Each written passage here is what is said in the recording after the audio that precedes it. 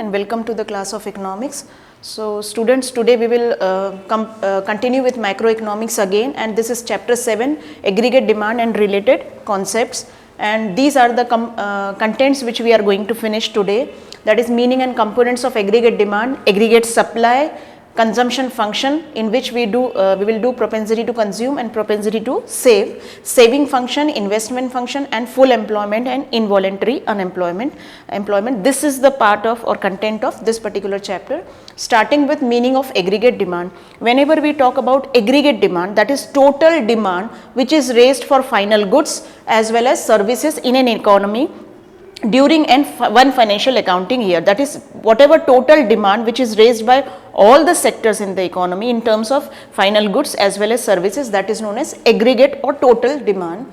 It is aggregate expenditure, that means whenever demand is raised we need to make expenses also. So it can be called as aggregate expenditure on planned consumption and planned investment. That means whatever investment or consumption is done by all the three sectors, by households, firms and everybody. So whatever is done, it is always estimated or well planned. So aggregate demand is aggregate expenditure on ex ante, that is planned consumption, and ex ante, that is planned investment, that all sectors of the economy are willing to undertake or incur at each income level. That means at their own income level, whatever expenses they are making on purchasing of final goods and services, that is aggregate demand. Now the components of aggregate demand are: first, private, that is household consumption demand, that means whatever consumption demand or consumption expenditure which is incurred by households, which can be denoted by capital C. The total expenditure incurred by all the household, that means the households are making expenses on purchasing of consumption goods of the country on the personal consumption, which is known as private consumption expenditure. And this consumption demand depends mainly on disposable income which they have, that means whatever income which they are earning, the part of income which they are disposing on purchasing of final goods and services. So consumption demand depends mainly on disposable income and propensity to consume. When we say propensity, means it is willingness to consume or willingness to make expenses for certain consumption demand. Second component of this is private investment demand, which is denoted by capital I. So when we say investment, that was consumption demand, it is investment demand, which is basically refers to demand for capital goods. When we say investment, it is done for capital goods by private investors or private firms. So it is addition to the existing stock of real capital assets such as machines, that means whatever expenses which is made on investment demand in terms of the capital asset, that is machine, tools, factory, building, etc. So investment is of again two types, autonomous and induced investment, that we will finish later on. Third is government expenditure, which is denoted by capital G. So government, as the name suggests, expenditure which is made on providing goods and services by government, that is total expenditure incurred by government on consumer goods, that means for their needs, and capital goods to satisfy the common needs of the economy, that is all the peoples who are there in the economy for fulfilling their needs in terms of capital goods and consumer goods. So whatever expenses government is making, that is known as government expenditure. The government expenditure is on consumption and investment expenditure, that is on consumption and capital goods, that is on account of fulfilling the public needs for roads, schools, hospital, educational buildings, power, irrigations, etc. So for the maintenance of law and order and for making defense possible. So for all such kind of needs in terms of consumption needs and investment needs, so government is trying to make expenses. Fourth component is net export. When we talk about net export, it is always export minus import, which can be denoted by X and M. Net exports represents foreign demand for goods and services. That is, whenever we talk about net export, it is always a demand which is raised for foreign or international goods and services produced by an economy. So when exports exceeds import, that means in such situation, when exports is more than imports, net export is positive, that means that time net export is positive. Why? Because net export we are calculating from export minus import. So whenever exports are more than imports, it is a positive sign, and when imports exceeds net export, that means when imports are more then export, then it is a negative sign, or net export is negative that time. Exports and imports of a country are always influenced by number of such factors such as foreign trade policies, exchange rate, prices and quality of goods, and so on. Thus, aggregate demand consists of these 4 types of demand, that is consumption plus investment plus government expenditure plus net export, that is export minus import. However, for the sake of simplicity, this is Keynes theory, okay. So, for the simplicity or for the convenience of ours, Keynes included only 2 types of demand, that is consumption demand and investment demand. Otherwise, this is the formula, but he insisted for convenience. So, he took only consumption demand, which is denoted by C, and investment demand, which is denoted by capital I. So, accordingly the formula is aggregate demand is equal to consumption plus investment. Now, this aggregate demand we can understand with the help of aggregate demand schedule and diagram. Now, here you can see this is aggregate demand schedule, in which national income, which is denoted by Y, consumption by C, autonomous investment by I, and aggregate demand we can calculate by adding consumption plus investment, and this is the ratio. Here we can notice that when national income was 0, that means there was no income, still consumption was done, consumption for necessity goods for the survival of people. So, this is called as autonomous consumption. Still investment is made, which is known as autonomous investment, and we can have the formula apply here. Now, here you can see after each and every successive units, income which is increasing, and with that consumption is also increasing, and investment which is constant. Why? Because investment we are basically making on capital goods, and this is how we can get the consumption plus investment, that is the aggregate demand, in which we apply the formula of consumption plus investment, and what we notice, it is increasing. Now, here in the schedule or in the diagram you can notice this is national income, and over axis we are having aggregate demand. Now, this is investment which is constant, which is same, like here you can see. So, this investment which is constant, that is autonomous investment, irrespective of the level of income. Even when the level of income was 0, even when the level of income was increasing, investment which we notice, that is why it is parallel to the x-axis. Now, important points about this particular schedule, that is aggregate demand which we have calculated as consumption plus investment. So, whatever curve we get, that is the aggregate demand curve which we are getting, that is having a positive slope and positive consumption even when income is 0. That means the first consumption when income was 0, it was autonomous consumption. Why? Because it was it is made on for the survival or for the necessity goods. Slope of consumption curve is rising upwards, and whereas we see that the slope of consumption curve, it is rising upwards. So, slope of autonomous investment curve, which is a straight line parallel to x-axis, because even when the income is 0, even when income is increasing, your investment will remain same. Now, second topic is aggregate supply, just like we did aggregate demand. The concept of aggregate supply, which is denoted by capital AS, is related with the total supply of all goods and services by all the producers, all the firms and companies in an economy. So, factor of production, that means whenever these production houses or these firms or these producers, whenever they are engaged in production, they make use of human resources, and they make use of all factors of production in terms of land, labor, capital and entrepreneur. So, in return they need to make payment to these factor of production. So, producers pay rent to land, wages and salaries to labor, interest to capital and profits to the entrepreneur for their services, that means for their factor services which they are providing to the production house. Now, this payment is factor cost from producer point of view. Factor cost means in terms of rent, wages, salary and profit, whichever is provided to factor of production. It is factor cost from producer's point of view and factor income from factor of production's point of view. Thus, aggregate supply is total amount of money, value of all goods and services that all the producers are willing to supply in an economy at domestic level as well as national level, which is termed as national income, that is net national product at factor cost. So, thus aggregate supply and national income are one and the same. Now we can understand this with the help of schedule and diagram, and before that we make use of this components, that is components of aggregate supply are the major portion of national income which is spent on consumption of goods and services, and the balance which is saved. Okay, it means income, that is denoted by Y, is either consumed, that means whatever income which the economy or the country is earning, it is either consumed or saved. So accordingly the formula will be income is equal to aggregate supply, because both are one and the same thing. So we can get the formula, that is consumption plus saving. So we can have only two components in aggregate supply, that is consumption and saving. Why? Because income is either consumed or saved. Okay. So we get this formula. Now here you can see observe the table.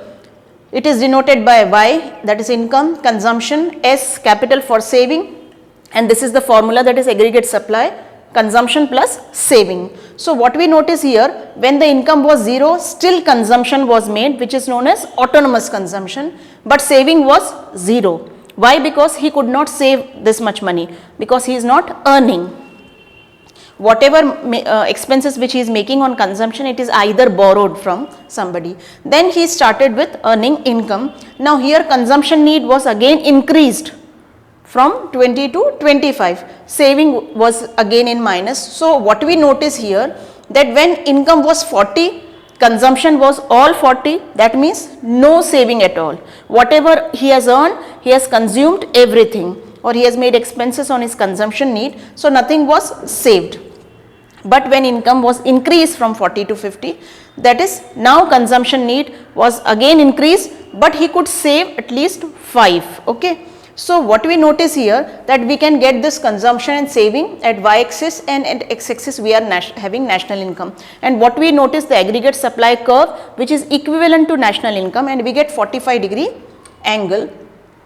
Now consumption function, again we can see that this particular consumption function, again it is divided as propensity to consume, that is when we talk about consumption function, it is propensity or willingness to consume. So consumption function expresses functional relationship between aggregate consumption and national income. That means whenever consumption needs arises, it is always related to national income. So consumption at a point of time can be measured with the equation, that is C for consumption is equal to F, that is functional relationship, and Y, that is national income. Accordingly, as income increases, consumption will also going to increase only. That is consumption expenditure also increases, but increase in consumption is always smaller than increase in income.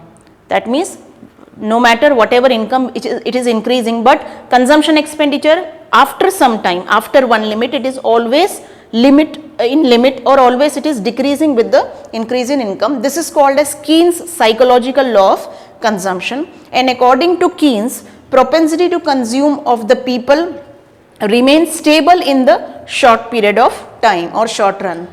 Let us understand this with the diagrammatic representation. Now here we can have national income starting from 0 when there was no earning, but still we can see that consumption is made, that is autonomous consumption. After that income which is increasing, you can see that the consumption is also increasing, but still it is always the proportion of increase in consumption is always less than increase in income. Now here you can see the consumption curve. Now break-even point, we will talk about break-even point on this consumption function. So break-even point refers to that point in the level of income at which consumption is just equal to income. That means that particular point when consumption and income are all equal, whatever is earned, that is all spent on consumption needs. In other words, whole of income is spent on consumption and there is no saving. Below this level of income, consumption is greater. That is, you can see here in the diagram. First we will study with the schedule, that is, this is consumption and saving schedule. Accordingly, we can notice that national income which is keep on increasing, consumption function which we notice it is again increasing, and saving, first it was at negative. Why? Because consumption was more than income, that is consumption is more than income here also, that is why saving was in negative. And at this particular point, when income is 60,000, consumption is also 60,000, so we can understand, it's obvious there is no saving, it is 0. After that, income was more than consumption needs. So he could save, that is a person could save 3000 at least as saving. So again in the diagram we can say at OY axis consumption, OX axis we have national income. When we draw the aggregate consumption curve and aggregate supply, which is 45-degree angle, this particular point both meet, that is aggregate supply and consumption curve. This is known as break-even point where income is equal to consumption, but what we notice that saving will be 0. So this is the point when income and consumption are equal but savings are 0, and this particular point will be called as a break-even point. So here we see below this level of income, that is below this point break-even level, consumption is more than income, but after this level income is more than consumption. Now in this given imaginary schedule of consumption function, what we have noticed at that was break-even point. So it is evident from the table and diagram that as the income increases, consumption will also increase, but the increase in consumption remains less, that is at its limit, than the increase in income later on after the break-even point. And income can be 0, that means at some point of time, first point of view, income can be 0, but consumption can never be 0 in the economy, because for survival we need to make certain expenses on our consumption needs, that is food, clothing and shelter. When consumption is more than income, savings are negative. When consumption is equal to income, savings are 0, and this is known as break-even point. Now there are two types of propensity to consume, that is average propensity to consume and marginal propensity to consume. First we will discuss APC, which is denoted as average propensity to consume, the ratio of aggregate consumption expenditure to aggregate income, that is a ratio of aggregate consumption expenditure to aggregate income, that is total income, which is known as average propensity to consume, and it indicates the percentage, proportion or ratio of income which is being spent on consumption, and it can be denoted as APC in capital, consumption divided by income, that is C divided by Y. Now with the help of this table and diagram we can understand this. National income, which you can see it is denoted by Y, consumption by C, and APC, this is C divided by Y. What we notice, when income was 0 still consumption was made, but average propensity to get was nothing. When income was 100, that is it started from 0 to 100, we can see consumption is again increased because income is started. Now APC, when we divide consumption divided by income, we can get 1.6. Now what we notice here, that is it is 1.6, 1.2, 1.06, it is decreasing at this particular point of time, that is break even point. This particular point we notice income is 400, consumption is also 400, and APC when we find out it is 1, okay, and this is now less than more than 1. So APC can be calculated as consumption divided by Y, or OC divided by OY.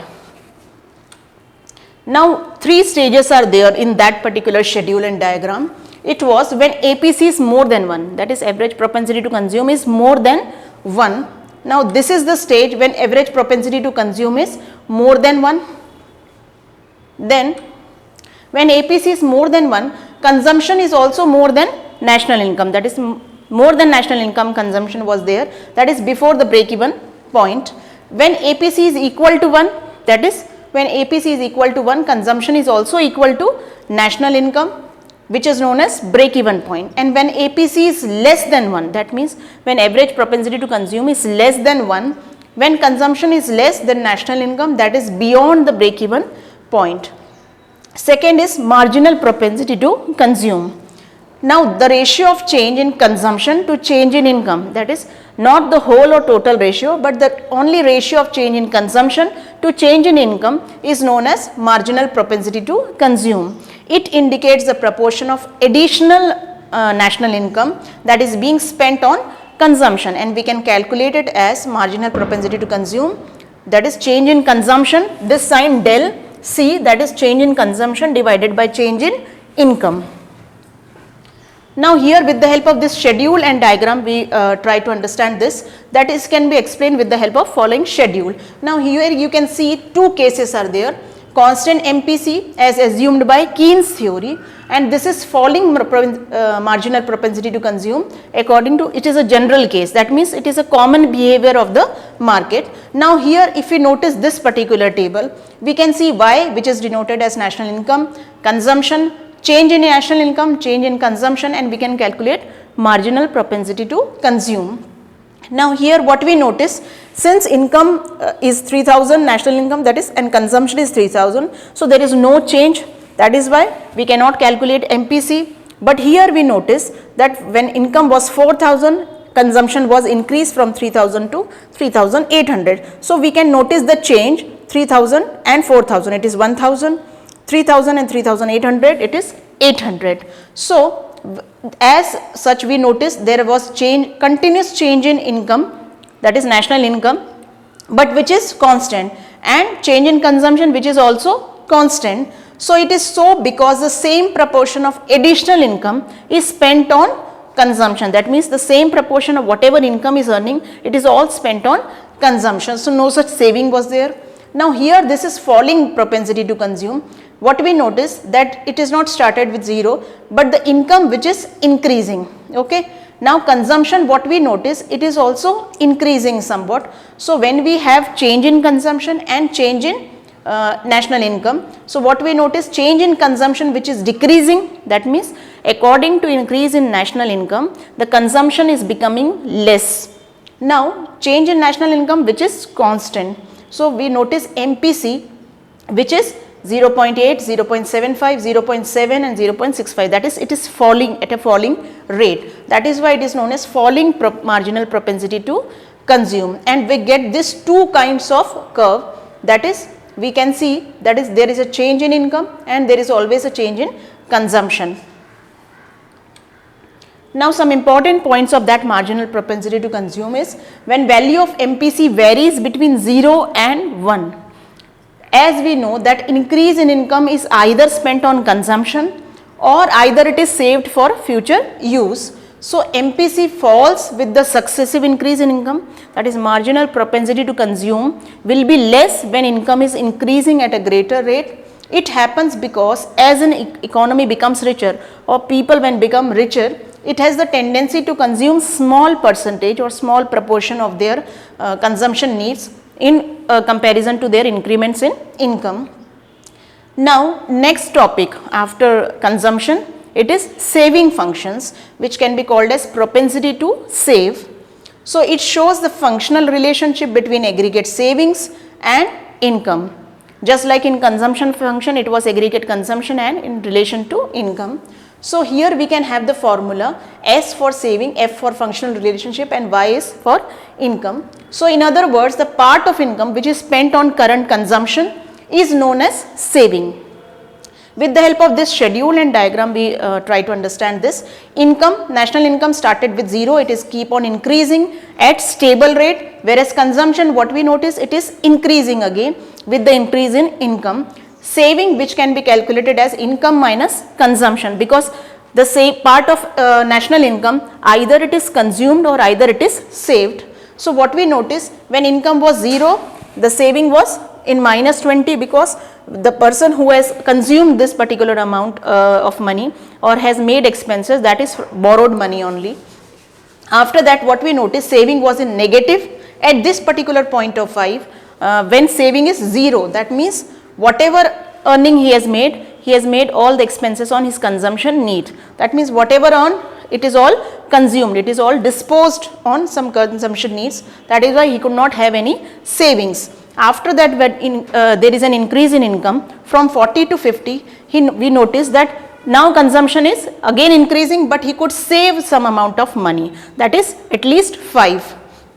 Now this diagram which we have is at OX axis we are having national income, at OY axis we are having savings. Now here at this particular point of time we can see this is a part of saving which he has made here as 5, which is known as break even point, and break even point is when savings are 0, that is whatever income he has earned he has made all on his consumption need. This is positive saving, that is beyond the break even point, this, and this is negative saving. It is evident from this saving function schedule that and diagram that as income increases, saving also increases. Saving can be both negative as well as positive. That is, in terms whenever there is no income, no national income, saving will be in negative. So prior to or before to break even point, saving is negative when there is less income, and at break even point saving is 0, and after the break even point saving is positive, then when national income is increasing at a particular stage. Again, this propensity to save is of two types: average propensity to save and marginal propensity to save. Starting with APS, the ratio of aggregate saving to aggregate income is known as average propensity to save. So by dividing aggregate saving by aggregate income, we get APS. Symbolically we can represent it like this, that is average propensity to save is equal to saving, which is denoted by S, capital S, divided by income, which is denoted by capital Y. So for instance, if we take an example, according to this schedule, if income is 100 here and saving is 40 crores, then APS can be calculated as 40 divided by 100, that is savings divided by national income, and we get 0.4 as the result. So this indicates that 40% of the income is saved and rest of, that is 60%, it is used or it is made on consumption needs or it is consumed. So we can see that APS is shown diagrammatically and we can have this kind of schedule. Now here this APS can never be 1 or more than 1, that is average propensity to save. We cannot have all income saved. That means we will not make any expenses on consumption needs, which is not at all possible. So because for our survival we need to make certain expenses on our consumption needs. So it is not possible that whatever you are earning you are saving everything and not making any consumption needs. So APS can never be 1 or more than 1, as saving can never be equal to or more than national income. And second observation is APS can be 0, that is savings can be 0 at times when you are consuming all the earning which you have made or income which you have made. That is APS is 0 when income is equal to consumption, that is whatever you are earning you are using all the money on your consumption needs, that is for goods as well as services. That is saving can be 0 at this particular point, which is known as break even point. Now third observation was APS can be negative or less than 1, that means average propensity to consume at times when there is no income, it can be less than 1 or it can be negative also. At income levels which are lower than break even point, APS can be negative as there will be dis-saving in the economy. So we notice that APS rises with increase in income, that is saving will increase with increase in income, and it will rise with the increase in income because the proportion of income saved keeps on increasing. That is, as your income is increasing, your proportion or percentage of saving will also going to increase only. Second is marginal propensity to save, which is denoted by capital MPS. Now the ratio of change in saving, this is del sign and this is capital S, that is change in saving, to change in income can be called as marginal propensity to save. It is only just a proportion, just a percentage of additional income which is changed, or according to the proportion of income, whatever you are saving, that means as your income, a particular addition to your increase in income and how much you are saving, that particular additional part can be called as marginal propensity to save. And symbolically we can explain it as change in saving, that is del S, divided by change in income, that is del capital Y. Now with the help of this schedule we can understand, for instance according to this schedule, the income goes up from 100 crore to 200 crore, that is for it happens with everyone. As income it is increasing from 100 to 200 and consequently saving will also increase, that is from 50 to 100. Now we can get marginal propensity to save as change in saving divided by change in national income. So we can get 50 divided by 100, we get 0.5. At this particular stage we have nothing to show. it indicates that 50% of the additional income is saved as MPS is shown diagrammatically. That means 50% he could save when there is a change in income. Savings could also be changed or could also be increased. Some important points for MPS, that is what is the variation or observations we have. Marginal propensity to save varies between 0 and 1. Marginal propensity to save, it always between 0 and 1. If the entire additional income is saved, which is not at all possible, as I said, you cannot save all the income. You need to make certain expenses on your consumption needs. So that is when change in consumption is equal to 0, MPS is equal to change in saving divided by change in Y, that is national income, is equal to 1. However, if the entire additional income is consumed, that means we can have two things. Either the entire income is consumed, nothing is saved, or either entire income is saved and nothing is being consumed, which is not at all possible. So if the entire additional income is consumed, that is change in saving will be 0 and MPS will also be 0. In normal situation, that means practically if we see marginal propensity to save, it is always varying between 1 and 0, or we can say 0 and 1. Now next is, after this it is investment. Consumption function we finished, saving function we finished. Now third is investment function. It refers to expenditures incurred on creation of new capital assets in the form of plant and machinery, equipments, raw materials. The investment expenditure is classified under two heads, that is induced investment and autonomous investment. That means the investment whatever we are making, it can be of two types. It can be autonomous and it can be induced. When we say induced investment, it refers to investment which depends on the profit expectation. That means this kind of investment is done only with the expectation or particular estimation of profit in the future and is directly influenced by income level, that as your income level is increasing, you will spend more unit on induced investment for profit motive. Autonomous investment refers to investments which is not affected by changes in the level of income.